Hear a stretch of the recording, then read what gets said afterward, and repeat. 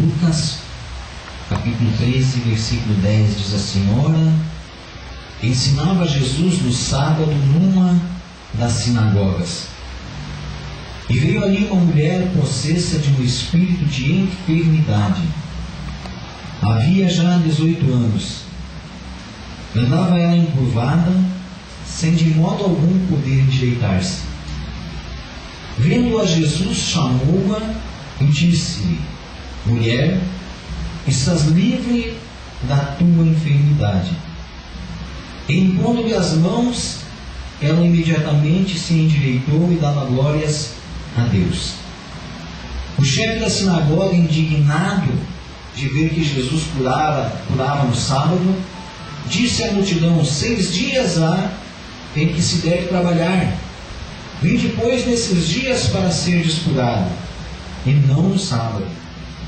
Disse-lhe, porém, o Senhor: Hipócritas, cada um de vós não desprende da manjedoura no sábado o seu boi ou o seu jumento para levá-lo a beber? Por que motivo não se devia livrar deste cativeiro em dia de sábado esta filha de Abraão, a quem Satanás trazia presa há 18 anos? Tendo ele dito estas palavras, todos os seus adversários se envergonharam. Entretanto, o povo se alegrava por todos os gloriosos feitos que Jesus realizava. Amém. Vamos orar ao Senhor. Meu Deus e meu Pai, nós nos encontramos na Tua casa nessa noite, nesta Assembleia Santa, Senhor, esta Assembleia que pertence a Ti, Senhor, onde os Teus filhos se reúnem para proclamar a Tua verdade e adorar o Teu nome, Jesus. E nós declaramos aqui nessa noite que Tu és o nosso Salvador, que Tu és o nosso abençoador e que em Ti, Senhor, se encontram todas as coisas, Pai. Por isso, Senhor Deus, nós clamamos a Ti agora, que o Teu poder, Senhor, ele esteja se manifestando sobre as nossas vidas, Pai. Sim.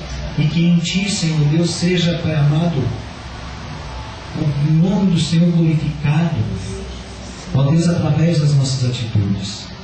Abençoa, Deus.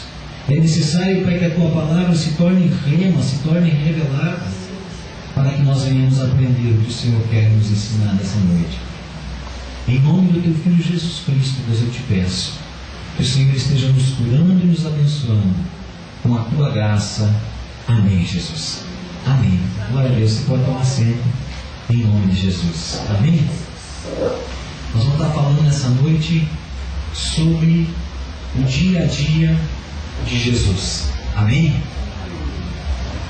Muitas pessoas se questionam, porque a Bíblia ela conta sobre a vida de Jesus até os 8 anos ali, um pouquinho para frente, né?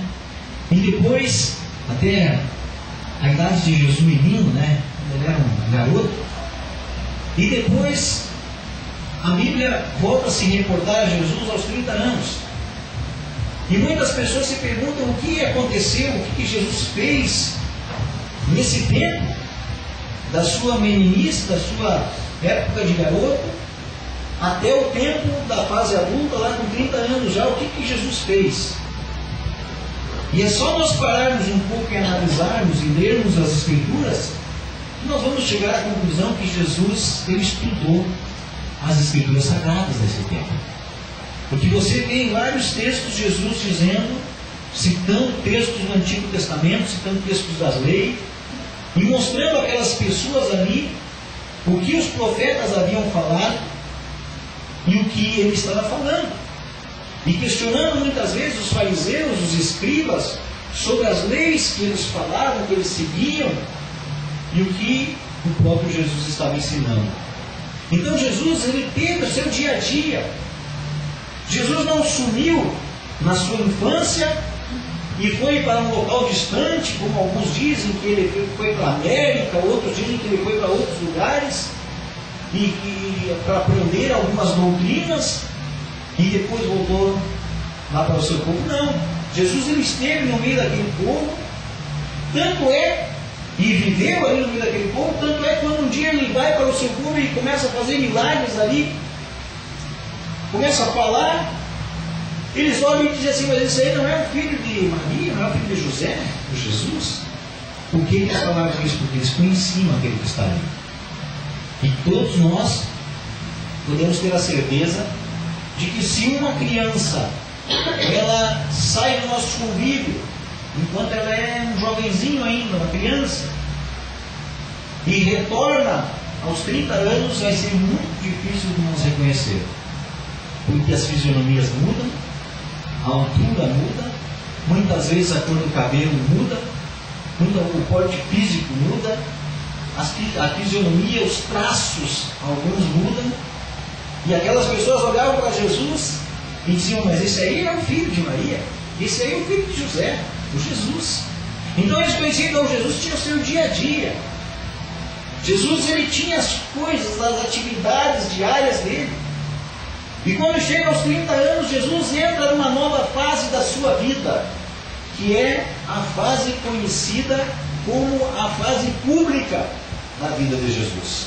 A história pública da vida de Jesus. Por isso que eu e você acompanhamos pela Bíblia e Jesus ele tem o seu começo ali como menino e depois não aparece em mais citações e volta a aparecer quando ele está com 30 anos, quando ele se apresenta a João Batista para ser batizado.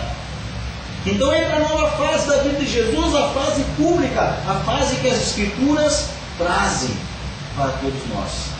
E nesta fase pública Jesus continuava tendo o seu dia a dia. E esse texto aqui diz que Jesus ele estava fazendo uma das suas atividades diárias. E no sábado todos nós sabemos que eles se encontravam nas sinagogas, eles se encontravam ali para estudar a palavra de Deus. O interessante é que esse texto começa claramente dizendo, ora, ensinava Jesus no sábado numa das sinagogas. Lá no livro de Mateus, no capítulo 5, Jesus diz assim que ele não veio para revogar a lei, mas ele veio para cumpri-la. E Jesus ele cumpre toda a lei do Antigo Testamento. Foi o único homem que conseguiu cumprir toda a lei do Antigo Testamento. E também ele respeitava as leis daquele povo, os costumes daquele povo, que no sábado, porque era a lei do Antigo Testamento, não se trabalhava no sábado, e simplesmente no sábado se estudava as Escrituras, e ele estava ali para estudar as Escrituras, para ensinar as Escrituras. Então Jesus estava respeitando aquilo que estava na lei. Jesus não desrespeitou em nada a lei. A Bíblia chega ao ponto de dizer que na sua boca não se encontrou uma só sequer palavra torpe. Ou seja, uma palavra de desânimo, uma palavra mentirosa, uma palavra de engano, nada se encontrou na boca de Jesus. Somente palavras que edificavam. Mesmo quando Jesus se enfurece ali no templo, quando eles estavam, e o dia a dia de Jesus era tremendo, porque como eu e você tem momentos difíceis, e Jesus chega no templo, na casa do Pai, e ele vê ali aqueles cambistas negociando e fazendo várias coisas ali, e ele se enfurece, e ele bota todo mundo a correr, mas mesmo ali ele estava ensinando, porque ele diz assim, vocês estão fazendo a casa do meu Pai, que é uma casa de oração, vocês estão fazendo esse lugar um lugar de negócio.